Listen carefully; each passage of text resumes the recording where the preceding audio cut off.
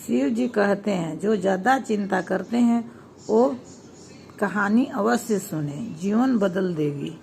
दोस्तों, आपको आज एक शिव जी जो कहते हैं उनकी बात बताने जा रहे हैं। दोस्तों, अगर अभी तक मेरे चैनल में नए हैं तो सब्सक्राइब कीजिएगा, लाइक कीजिएगा और शेयर कीजिएगा। दोस्तों, आज मैं अभी आपको बताने जा रहे हैं कि शिव भगवान क्या कहते हैं। आज मैं आप सभी को भगवान शंकर की बड़ी ही अद्भुत कहानी सुनाने जा रही हूँ। एक बार भगवान शिव पृथ्वी लोक पर भ्रमण करने के लिए निकल गए तो उन्होंने एक युवक को देखा। वह युवक ईश्वर को दोष देता जा रहा है। भगवान शिव बताते हैं असली दुख क्या होता है। आज मैं आप सभी को भगवान शंकर की बड़ी अद्भुत कहानी सुनाने जा रही हूँ। एक बार भगवान शिव पृथ्वी लोक पर भ्रमण करने के लिए गए थे। उन्होंने एक युवक को देखा। वह युवक ईश्वर को दोष देता जा रहा था। वह अपने जीवन से निराश था, दुखी था। यह सब देखकर भगवान शिव का महात्मा का रूप धारण करके उस युवक को असली दुख के बारे में ज्ञान देते हैं। तो चलिए इस कहानी को माध्यम से समझते हैं कि असली दुख क्या होता है। अगर आप यह कहानी सुन रहे हैं तो पूरा सुनिएगा। इस कथा को आधा अधूरा छोड़कर जाने की गलती मत कीजिएगा, क्योंकि इस कथा को सुनने वाले को मन चाहे फल की प्राप्ति होगी। इस कथा को पूरा सुने। आप शिव भक्त हैं तो भोलेनाथ का अनादर न करें। कमेंट बॉक्स में जरूर ओम नमः शिवाय, हर हर महादेव लिखिएगा। सुख और दुख की सिक्के तो दो पल्लू हैं।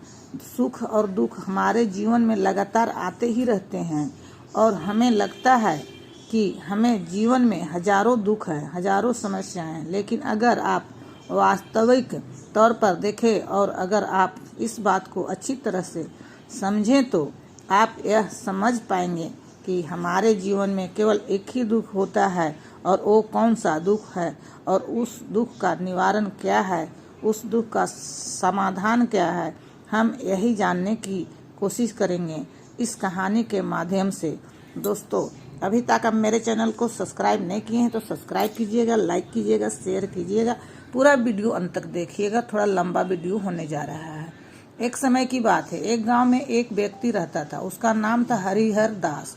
वह बड़ा आलसी था और अपने जीवन में बहुत निराश था। उसका कारण था कि उसने अब तक अपने जीवन में कुछ भी हासिल नहीं किया था। वह कुछ भी नहीं करता था। उसके घर वाले भी इस बात से बहुत परेशान थे। वह चाहते थे कि वह बाहर जाकर कुछ अच्छा काम करे, कोई अच्छी नौकरी करे, लेकिन वह उनकी एक नहीं सुनता था।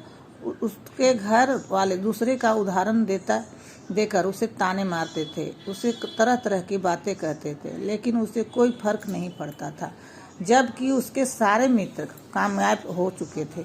कोई अच्छा व्यापार कर रहा था तो कोई अच्छी नौकरी कर रहा था, जिस कारण जब भी वह लोग मिलते तो वे लोग अपनी बढ़ चढ़कर बड़ाई किया करते थे। लेकिन हरिहर कुछ करता नहीं था, जिस कारण जब भी कोई उससे पूछता कि तुम क्या कर रहे हो तो वह कुछ करता तो था नहीं। इसलिए वह हमेशा सबसे केवल एक ही बात कहता था कि मैं कोशिश कर रहा हूँ, लेकिन उसकी कोशिशों का कोई भी फल किसी को नजर नहीं आ रहा था। देखते देखते अब ऐसा समय आ चुका था कि हरिहर सभी से मुंह छुपाता रहता था ताकि उससे कोई यह ना पूछे ले कि तुम क्या करते हो। इसलिए वह कभी किसी के सामने भी नहीं आता था। धीरे धीरे उसका मन दुखी होने लगा था। हरिहर अब बहुत निराश रहने लगा था, मानो वह इस धरती पर बोझ है। इसलिए वह अपने आप को बहुत अकेला महसूस करता था। एक दिन उसके मन में यह भी विचार उत्पन्न होने लगे कि मेरे हाथों में कुछ नहीं है तो मैं क्या कर सकता हूँ। अकेले बैठकर वह रोता रहा और भगवान को दोष देता रहा। एक दिन छुपाता छुपाता हुआ घर से निकलकर कहीं जा रहा था। तभी उसने रास्ते में देखा कि एक महात्मा लोगों को प्रवचन दे रहे हैं और प्रवचन में वह दुख की बातें कर रहे हैं। हरिहर अपना मुंह छुपाकर वहीं पर खड़ा हो गया ताकि उसे कुछ देख ना ले और चुपचाप उन महात्मा जी की बातें सुन रहा था। महात्मा जी सभी को प्रवचन में कह रहे थे कि दुख हमारा सबसे बड़ा साथी है। हमें दुख अपने जीवन के बारे में समझाता है और हमें सही जीने का तरीका बताता है। दुख हमारे गुरु की तरह है जिससे हमें सीखना चाहिए। आप चाहे तो अपने जीवन में अपने दुखों को अपना गुरु बना सकते हैं और उससे सीख सकते हैं, या फिर आप चाहे तो अपने दुखों पर बैठकर रो सकते हैं, लेकिन उससे आपको कोई लाभ नहीं मिलेगा, बल्कि आप दिन प्रतिदिन दिन और कमजोर होते जाएंगे, निराश होते जाएंगे। हरिहर छुप छुप कर उन महात्मा जी की बातें सुन रहा था। जैसे ही उपदेश खत्म हुआ, हरिहर उन महात्मा जी के पास पहुंचा और कहने लगा, हे महात्मा जी, अभी आप कुछ देर पहले दुख को गुरु बता रहे थे। आप कह रहे थे कि दुखों से हमें सीखना चाहिए, हमें उन्हें अपना गुरु बनाना चाहिए, लेकिन मैं भी तो अपने दुखों से परेशान हूँ, अपने जीवन से परेशान हूँ। मैंने अब तक जो दुख झेले हैं, मुझे तो कभी ऐसा प्रतीत नहीं हुआ कि मेरे दुख मुझे कुछ सिखा रहा है, बल्कि मुझे तो हमेशा यही लगता है कि वह मुझे पीड़ा दे रहा है, तकलीफ दे रहा है, और दुख की पीड़ा बहुत भयंकर होती है। ऐसा लगता है जैसे अब इसके बाद हमारा जीवन समाप्त हो जाएगा, इसके बाद हमें कुछ नहीं मिलने वाला, और यहाँ तक कि हमें मृत्यु भी उसके सामने कम लगने लगती है। जब लोग ताने मारते हैं, जब लोग यह कहते हैं कि तुम क्या कर रहे हो, तो मन को बहुत ठेस पहुँचती है और मैं उनसे कुछ नहीं कह पाता हूँ। हरिहर की बातों को सुनकर महात्मा जी कहते हैं, बेटा, तुम्हें क्या दुख है और तुम दुख के बारे में ऐसी बातें क्यों कर रहे हो? हरिहर ने अपने ऊपर बीती हुई सारी बातें उन महात्मा जी को बता दी और कहने लगा, हे महात्मा जी, क्या आपके पास मेरे दुख का कोई समाधान है? हरिहर की बातें सुनकर महात्मा जी मुस्कुराए और कहने लगे, बेटा, जब तुम्हारे जीवन में असली दुख आए तो तुम मेरे पास आना, मैं तुम्हारे दुख का समाधान अवश्य बताऊंगा। उन महात्मा जी की बातें सुनकर हरिहर अचरज में पड़ गया। उसे यह समझ नहीं आ रहा था कि क्या उसने अब तक जो दुख झेले वह असली दुख नहीं है। उसने जो अब तक पीड़ा झेली, लोगों के ताने सहे और जो तकलीफें उठाई हैं, क्या यह असली दुख नहीं है? आगे वह मन ही मन अपने आप से कहता है कि जब मुझे मेरे अपने नहीं समझे पाए तो यह महात्मा जी मुझे क्या समझेंगे। इतना सोचकर हरिहर वहां से अपने घर की ओर चल आया। अब हरिहर लोगों के ताने सुन सुनकर बहुत थक चुका था। वह बहुत निराश हो चुका था, जिस कारण उसने निर्णय लिया कि वह अब कुछ करके दिखाएगा। उसने अपने पिता से थोड़ा सा रुपया लिया और उस रुपए से उसने एक व्यापार शुरू किया। उसके पिता बहुत खुश थे कि कम से कम मेरा बेटा कुछ करने का प्रयास तो कर रहा है, लेकिन उसे व्यापार में कोई सफलता नहीं मिल रही थी, जिस कारण वह बहुत ही हताश हो चुका था। वह बहुत निराश हो चुका था। हरिहर को यह समझ नहीं आ रहा था कि वह क्या करे, किस तरह से अपने व्यापार को आगे बढ़ाए। तभी उसके पिता ने उससे कहा, बेटा, कोई बात नहीं, इसी तरह से प्रयास करते रहो, आज नहीं तो कल सफलता अवश्य मिलेगी। हरिहर ने अपने पिता की बात मानी। हरिहर अब अपने व्यापार में और भी कड़ी मेहनत करने लगा। धीरे धीरे उसे सफलता मिलने लगी और फिर उसने रफ्तार पकड़ ली। देखते ही देखते केवल 2 साल के अंदर वह एक बहुत बड़ा व्यापारी बन गया। अब उसके पास धन दौलत की कोई कमी नहीं थी। जो लोग हरिहर को पहले नापसंद किया करते थे, वही लोग अब उसे पसंद करते थे, उसकी चिंता करते थे, उसके कार्यों में सराहना करते थे। उसके माता पिता भी अब अपने बेटे से बहुत खुश थे और उसकी सफलता से अत्यंत प्रसन्न भी थे। धीरे धीरे हरिहर के मित्रों की संख्या लगातार बढ़ती जा रही थी। हरिहर के कुछ मित्रों ने उसे यह भी सलाह दी कि उसे अपना व्यापार और तेजी से बढ़ाना चाहिए, उसे अपने व्यापार को और फैलाना चाहिए। जब तुम आज केवल इस नगर के सबसे बड़े व्यापारी हो, तब तुम इतना खुश हो, तुम्हारे साथ बहुत सारे लोग हैं।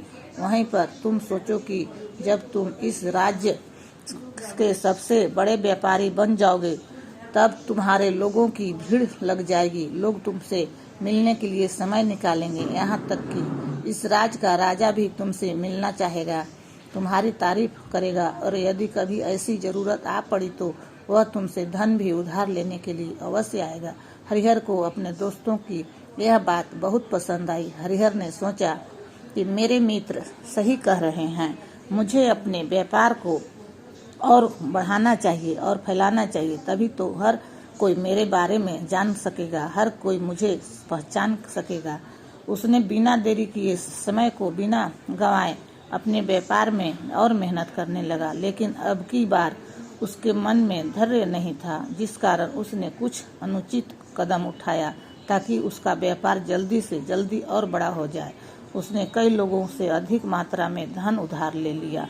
उससे उसके ऊपर काफी कर्ज बढ़ चुका था, और इतना ही नहीं, वह यहाँ पर नहीं रुका।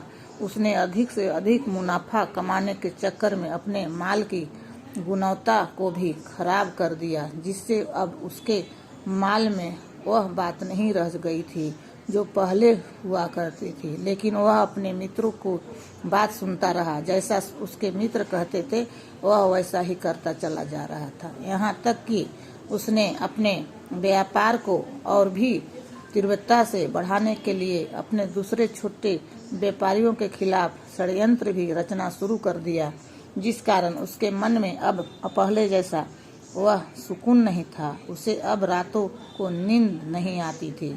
अब उसके मन में केवल एक ही विचार रहता, किस तरह से उसका व्यापार पूरे राज्य में फैल जाए और वह इस राज्य का सबसे बड़ा व्यापारी बन जाए। इसलिए वह दिन रात केवल इसी मेहनत में लगा रहता कि उसका व्यापार जल्दी से जल्दी और बड़ा हो जाए। हरिहर के पास नौकर चाकर सभी सुख सुविधाएं थी, लेकिन उसके बावजूद भी उन चीजों का लाभ नहीं उठा पा रहा था, क्योंकि उसका पूरा ध्यान केवल अपने व्यापार को और उन्नति पर ले जाना था। एक दिन हरिहर का एक मार्ग से होकर गुजर रहा था, तभी रास्ते में हरिहर को उन महात्मा का आश्रम दिखाई पड़ा। यह देखकर वह उन महात्मा के पास गया और उनसे कहने लगा कि महात्मा जी, आपने कहा था कि जब मेरे जीवन में कोई असली दुख आए तब मैं आपके पास आऊं। आज इसलिए मैं आया हूं, यहाँ पर आया हूँ। आज मैं बहुत दुखी हूँ। मैं रातों को सो नहीं पाता। मेरे पास सब कुछ होते हुए भी मैं उनका लुत्फ नहीं उठा पाता। उसने अपनी सारी बातें महात्मा जी को बताई। महात्मा जी हरिहर से कहते हैं, बेटा, जब तुम पहली बार आए थे तब भी तुम बहुत दुखी थे, लेकिन तब तुमने अपने दुख से क्या सीखा?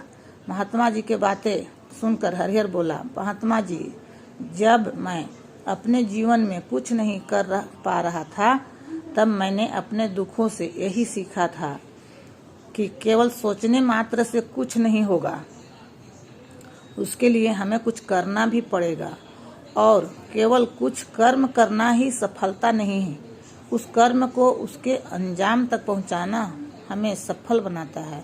फिर चाहे रास्ता कैसा भी हो, फिर चाहे परिस्थितियां कैसी भी क्यों न हो, फिर चाहे कितनी ही बाधाएं आपके रास्ते में क्यों न आ जाएं, चाहे ऐसा क्यों न लगने लगे कि अब हमारे जीवन में कुछ नहीं बचा, हम कुछ नहीं कर सकते, तब भी हौसला बनाए रखो। उम्मीद नहीं छोड़नी चाहिए और अपनी कार्य पर डटे रहना चाहिए। यह सोचकर कि जब तक मैं अपने कार्य को सफल नहीं कर लेता, जब तक मैं अपने लक्ष्य तक नहीं पहुंच जाता, तब तक मैं इस कार्य को करता रहूंगा। मैं इस कार्य में अवश्य ही सफल होकर रहूंगा, क्योंकि लोग केवल सफल लोगों को महत्व देते हैं, उनके कर्मों को नहीं। हरिहर की यह सारी बातें सुनकर वह महात्मा जी कहने लगे कि बेटा, जब तुम्हारे जीवन में असली दुख आए तब तुम मेरे पास आना, मैं तुम्हारी समस्या का समाधान अवश्य करूंगा। इतना कहकर महात्मा जी वहां से चले गए। हरिहर फिर से उनकी ये बातें सुनकर आश्चर्यचकित रह गया। उसे अभी यह समझ नहीं आ रहा था कि उसने तो तकलीफें अभी तक झेली है, क्या ये असली दुख नहीं है? हरिहर के मन में अब एक सवाल उत्पन्न होने लगा कि असली दुख क्या है और इसकी पहचान क्या है, और मुझे कैसे पता चलेगा कि इस समय में असली दुख में हूँ। लेकिन उसने कुछ नहीं कहा। तभी वह महात्मा हरिहर के पास एक बड़ा सा घड़ा लेकर पहुंच जाते हैं। उस घड़े के अंदर सोने के सिक्के थे। उस घड़े को देते हुए वह महात्मा हरिहर से कहते हैं, बेटा तुम इसे उस पेड़ के नीचे मिट्टी में दबा दो, क्योंकि यह मेरे किसी काम का नहीं है। जब मुझे इसकी ज़रूरत पड़ेगी तब मैं वहाँ से खोद कर इसे निकाल लूँगा, लेकिन अभी के लिए इसे वहाँ पर मिट्टी के नीचे दबा दो। हरिहर ने महात्मा जी की बात मान ली और वह घड़ा मिट्टी में दबा दिया। इतना सब करके हरिहर उन महात्मा जी को प्रणाम करता है और वहाँ से वापस अपने घर चल जाता है। धीरे धीरे समय बीतने लगता है। समय के साथ साथ हरिहर व्यापार में भी ज़्यादा उन्नति करने लगता है, लेकिन माल गुणवत्ता अच्छी न होने के कारण अब उसके व्यापार में घाटा होने लगता है और धीरे धीरे ऐसा समय आया कि उसका व्यापार पूरी तरह से चौपट हो गया। अब उसके पास कुछ नहीं बचा था। हरिहर ने अपने दोस्तों से जो कर्ज लिए थे वह कर्ज भी उसे चुकाने थे, लेकिन हरिहर यह सोचकर निश्चिंत था कि उसने अब कर्ज अपने मित्रों से लिए हैं, जिस कारण वह उन्हें लौटाने में थोड़ी देर अवश्य कर सकता है। वह तो यह सोच रहा था कि उसके मित्र उसका बुरे समय पर साथ देंगे, लेकिन सबसे पहले उसके मित्र ही उससे अपना कर्ज वापस लौटाने की मांग करने लगे। तब हरिहर को एहसास हुआ कि कोई भी अपना नहीं है। उसने अपने मित्रों से उस कर्ज को लौटाने के लिए थोड़ी सी मोहलत मांगी, लेकिन हरिहर के किसी भी मित्र ने उसे कर्ज को लौटाने के लिए मोहलत नहीं दी, बल्कि वे लोग उसे जान से मारने की धमकी देने लगे। अपने मित्रों के मुंह से यह सब सुनकर हरिहर बहुत ही आश्चर्यचकित रह गया। वह जो कुछ सोच रहा था उसके साथ सब कुछ उल्टा हो रहा था। व्यापार के चलते उसके बहुत मित्र और शुभचिंतक पर वह सब उससे दूर जाने लगे थे। हर कोई उससे पीछा छुड़ाना चाहता था, कोई भी उसका साथ नहीं देना चाहता था। धीरे धीरे उसकी सारी संपत्ति नीलाम होने लगी। उसके पास कुछ नहीं बचा था। वह सड़क पर आ चुका था। एक दिन हरिहर ने अपने पिताजी से कहा, पिताजी मेरी मदद कीजिए, मेरे ऊपर बहुत कर्ज है, मुझे उसे लौटाना है, कृपा करके मुझे थोड़ा सा धन दे दीजिए। इस पर हरिहर के पिता ने हरिहर से कहा, बेटा मेरे पास यही एक छोटा सा घर है, अगर यह अभी है मैं तुम्हें दे दूंगा तो तुम्हारी माँ कहाँ रहेगी, हमें भी दर दर की ठोकरें खाने पड़ेगी, लेकिन देर अब हमारे पास केवल यही संपत्ति बची है, इसलिए मैं तुमसे क्षमा मांगता हूँ। अपने माता पिता के मुख से यह सुनकर हरिहर चुपचाप वहाँ से चला गया और मन ही मन सोच रहा था कि मेरे पास अब कुछ नहीं बचा है, मेरे पास जो कुछ था वह सब कुछ तो लूट चुका, मेरा सब कुछ तो सब बर्बाद हो चुका है, भला अब मैं जीवन भी भर क्या करूँगा। अब मेरे पास केवल एक ही रास्ता है जिससे मैं अपने कर्जदारों को अपनी पीछा छुड़ा सकता हूँ। यह सोचता हुआ वह एक ऊंची पहाड़ी की ओर पहुँचा। वह पहाड़ी पर चढ़ने वाला था कि तभी उसे याद आया कि उन महात्मा जी ने कहा था कि जब तुम पर असली दुख आए तभी तुम मेरे पास आना, मैं तुम्हारी समस्या का समाधान अवश्य करूँगा। यह सोचकर हरिहर के मन में एक बार फिर उम्मीद की लहर दौड़ पड़ी। हरिहर दौड़ता हुआ उन महात्मा जी के पास पहुंचा और हरिहर ने उन्हें प्रणाम करके अपने ऊपर बीती हुई सभी बात बता दी और कहने लगा, महात्मा जी आपने कहा था जब मेरे ऊपर असली दुख आए तब आप उसका समाधान अवश्य बताइएगा। महात्मा जी हरिहर की इस बात को सुनकर मुस्कुराने लगे और कहते हैं, बेटा कहा है असली दुख, जब तुम्हारे जीवन में असली दुख आएगा तो मैं उसका समाधान अवश्य करूंगा। उन महात्मा जी के मुख से यह सुनकर हरिहर के सर्व का बांध टूट गया। हरिहर ने उन महात्मा जी से कहा, मैंने आज तक जो भी दुख झेला है, जो भी तकलीफ झेली है, क्या यह दुख नहीं है? क्या इसे दुख नहीं कहते? तभी वह महात्मा हरिहर के कहते हैं, बेटा पहले तुम मुझे यह बताओ कि तुमने अपने दुख से क्या सीखा। इसका जवाब देते हुए हरिहर उस महात्मा से कहता है, हे महात्मा, मैंने तो यही सीखा है कि जो लोग तुम्हारी तरक्की में तुम्हारा पीछा करते हैं वे लोग अवश्य ही तुम्हें धोखा देंगे, क्योंकि ऐसे लोग बुरे समय पर तुम्हारा साथ नहीं देता बल्कि तुम्हारा फायदा उठाने का प्रयास करते हैं। इसलिए ऐसे लोगों पर भरोसा ना करो, बल्कि जो लोग तुम्हारी असफलता के समय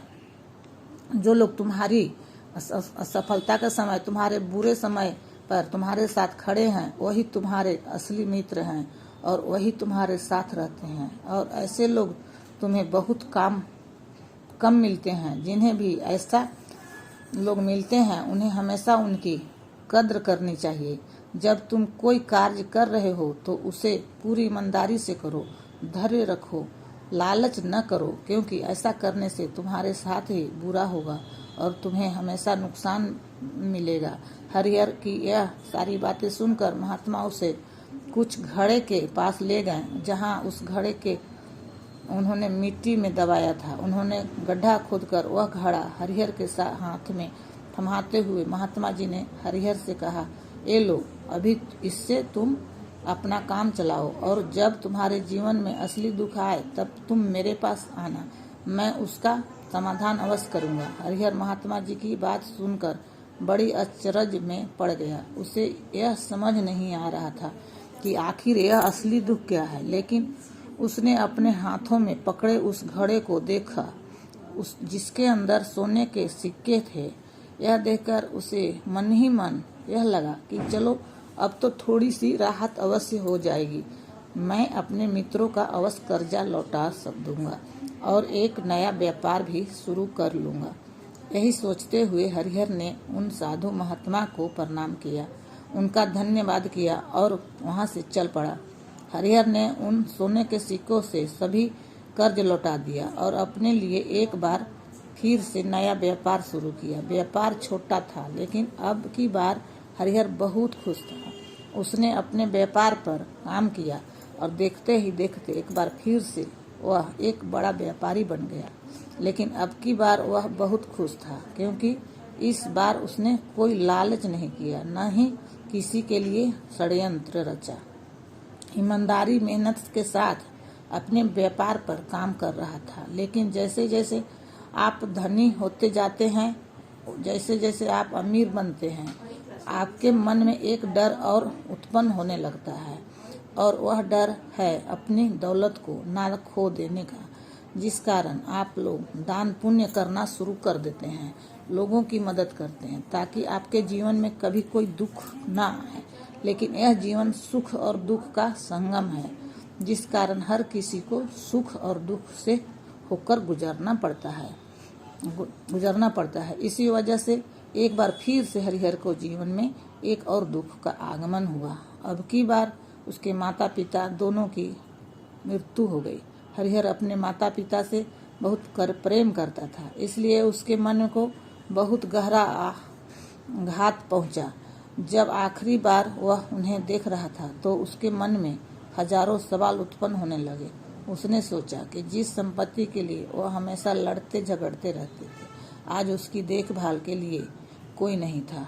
उसके माता पिता ने जो भी मेहनत की, जो भी अपने जीवन में इकट्ठा किया, सब यहीं रह गया। लेकिन अब सब कुछ खत्म हो चुका था। हरिहर का मन अब बहुत बेचैन हो रहा था।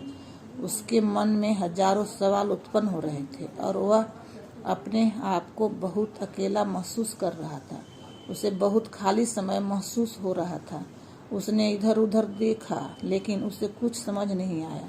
तभी उसे उन महात्मा जी का याद आई। वह तुरंत भागा महात्मा के पास पहुंच गया।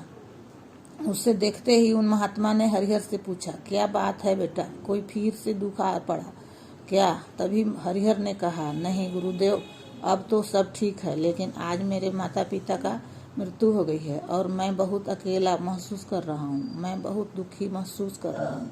महात्मा जी हरिहर से कहते हैं, बेटा, इससे दुखी होने वाली क्या बात है? यह तो जीवन है, यहाँ पर कोई भी रहने नहीं आया है और ना ही कोई रहेगा। हम सब एक न एक दिन मृत्यु को प्राप्त हो जाएंगे। मृत्यु कब आएगी यह किसी को नहीं पता। हो सकता है कि तुम्हारी मृत्यु कल हो जाए। मैं तो अभी जवान हूँ और मुझे तो अभी अपनी पूरी उम्र जीना है। मैं तो कुछ करना चाहता हूँ और आप कह रहे हैं कि मैं कभी भी मृत्यु को प्राप्त कर सकता हूँ। मृत्यु कभी किसी का उम्र देखकर नहीं आती और ना ही किसी को बताकर आती है। सारी बातें सुनकर हरिहर और भी ज्यादा बेचैन हो गया और वह चुपचाप वहां से चला आया। उसके मन का वह खालीपन अभी वैसे ही था। हरिहर अपने आप को बहुत अकेला महसूस कर रहा था। उसके बाद से उसका मन अपने व्यापार में भी नहीं लग रहा था। जब भी वह कोई कार्य करने लगता तो उसके मन में बहुत सारे प्रश्न उठते कि वह क्या कर रहा है, क्यों कर रहा है और उसने इस कार्य को क्यों किया। उसके मन में अब एक और प्रश्न होने लगा कि क्या हम यहाँ पर केवल इसलिए आते हैं कि इस जीवन को भोगे और एक दिन मृत्यु को प्राप्त हो जाए। जीवन का असली मतलब क्या है? उसने कई विद्वानों से पूछा। अपनी तरह से मुमकिन हो सकता था खोजबीन की, लेकिन उसे कोई संतोषपूर्ण जवाब नहीं मिल पा रहा था। और जब उसे कोई जवाब नहीं मिला तो उसके दुख और भी बढ़ गया, जिस कारण उसके मन की बेचैनी और भी बढ़ चुकी थी और उसे यह समझ नहीं आ रहा था कि वह क्या करने कर रहा है। किससे पूछे। तभी उसे फिर से उन महात्मा जी की याद आई। हरिहर फिर से उन महात्मा जी के पास पहुंचा और उसने अपने मन की सारी बातें उन महात्मा जी को बताई। महात्मा जी हरिहर से कहते हैं, बेटा, आज पहली बार तुम्हारे जीवन में असली दुख उत्पन्न हुआ है, जिसे हम दुख कहते हैं, जो दुख कहलाने लायक है कि हमें पता नहीं कि क्या हो रहा है, कहाँ जा रहे हैं, क्यों जा रहे हैं, वह कौन है, क्या है, क्यों है, हम क्या करना चाहते हैं। तभी हरिहर उन महात्मा को कहता है, हे महात्मा जी, आप मेरे इस दुख का निवारण कीजिए। महात्मा जी हरिहर से कहते हैं, हम सबके अंदर क्रोध, लालच, लोभ जैसी कई वासनाएं हमारे अंदर घर कर बैठ जाती है, जिस कारण हम अपने जीवन को टुकड़ों में जीते हैं और हमारी चेतना कभी एक हो जाती है। हम कभी एक जगह सोच नहीं पाते, समझ नहीं पाते। हमारी ऊर्जा शक्ति भी पूरी तरह छीन भिन्न हो जाती है। और आजकल के इस दौर में हमारे पास तो इतना भी समय नहीं है कि हम एक पल निकाल करके एक पल के लिए मुड़कर अपने आप को देख सके, अपने आप को समझ सके कि वास्तविकता में हर कोई यहाँ पर अपने जीवन भर केवल दुख सुख चिल्लाता रहता है। उसका समाधान निकालने का हर मुमकिन प्रयास करता है, लेकिन जिसे हम दुख समझते हैं वह तो दुख है ही नहीं, तो इसका समाधान आपको कहाँ से मिलेगा। यह तो परिस्थितियाँ हैं जिसके कारण हम अपने आप को दुखी समझते हैं, अपने आप को तकलीफ में समझते हैं। जैसे ही हम एक परिस्थिति से निकलते हैं, हम किसी दूसरी परिस्थिति में फंस कर रह जाते हैं। दोस्तों, पूरा वीडियो देखिए और लाइक शेयर जरूर कर दीजिएगा। जिस प्रकार हम पहली समस्या का सामना करते हैं, उसी प्रकार हम दूसरी समस्या का भी सामना करते रहते हैं। और जब हम इन परिस्थितियों के हार मान लेते हैं, जब हमें लगता है कि अब हमारे सामने कोई रास्ता नहीं बचा, तब हमारे सामने हमें केवल एक ही रास्ता नजर आता है और वह मृत्यु। लेकिन यह कोई समाधान नहीं, यह कोई रास्ता नहीं। इसलिए यदि आप सचमुच अपनी समस्या का समाधान चाहते हैं तो अपने आप को इकट्ठा करना सीखें, अपनी ऊर्जा को इकट्ठा कीजिए और अपने ऊपर ध्यान लगाकर मृत्यु से पहले अपने आप को पहचानिए, अपने आप को जानो, अपने आप को बिखरने मत दो। तभी हरिहर उन महात्मा जी से कहता है, गुरुदेव, क्या फिर हमें इस जीवन को नहीं जीना चाहिए? क्या हमें अपनी इच्छाओं को पूरा नहीं करना चाहिए? महात्मा जी हरिहर से कहते हैं, बेटा, हमें किसी से भी लगाव नहीं रखना चाहिए, हमें अपनी इच्छाओं को मार देना चाहिए, हमें ज़्यादा संपत्ति इकट्ठा नहीं करना चाहिए, क्योंकि हम मनुष्य की इच्छाएं, कामनाएं ऐसी होती है जैसे मानो कि एक पर्वत से गिरता हुआ झरना जिस पर किसी का नियंत्रण नहीं है सिवाय देखते रहने के और परेशान होने के। लेकिन जब तुम अपने ऊपर ध्यान देने लगते हो तब तुम अपने आप को पहचान जाते हो, समझ जाते हो, तब तुम इस पर नियंत्रण पा सकते हो।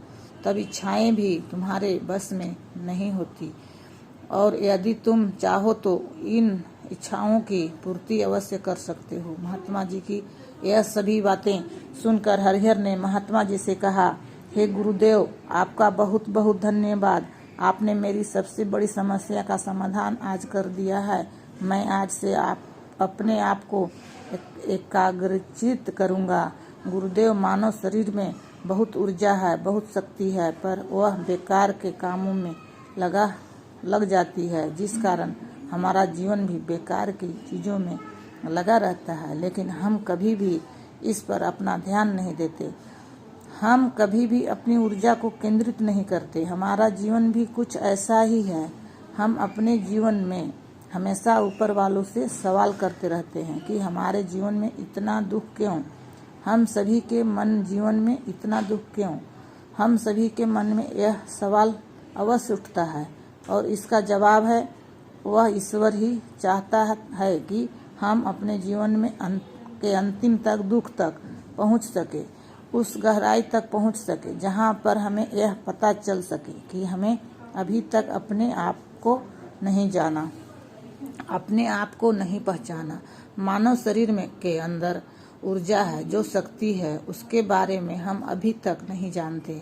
हम अपने आप को चाहे तो एकत्रित कर सकते हैं, अपने आप पर नियंत्रण पा सकते हैं, लेकिन हम अपने इस ऊर्जा के व्यर्थ की चीज़ों में लगा देते हैं, जिस कारण हम अपने आप को कभी नहीं पहचान पाते हैं और ना ही कभी अपने आप को नियंत्रण पा सकते हैं। लेकिन यदि आप अपने आप को जानना चाहते हैं, तो अपने आप को पहचानना चाहते हैं, तो पहले आपकी खुद की एकत्रित करना होगा, अर्थात ध्यान लगाना होगा। ध्यान से ही आप अपनी समस्याओं का समाधान निकाल सकते हैं। तभी आप अपने आप को पहचान सकते हैं, जान सकते हैं और अपने जीवन के हर दुखों की समाधान भी कर सकते हैं। इस वीडियो के माध्यम से असली दुख क्या है, इस बारे में आप तक ये बातें पहुंचाने की छोटी सी कोशिश की है। आशा करती हूँ वीडियो में दी गई जानकारी आपको पसंद आई होगी। ये वीडियो आपको पसंद आया होगा तो वीडियो को लाइक अवश्य करने की कोशिश कीजिएगा। मिलते हैं फिर एक नई धार्मिक कहानी के साथ। तब तक के लिए नमस्कार।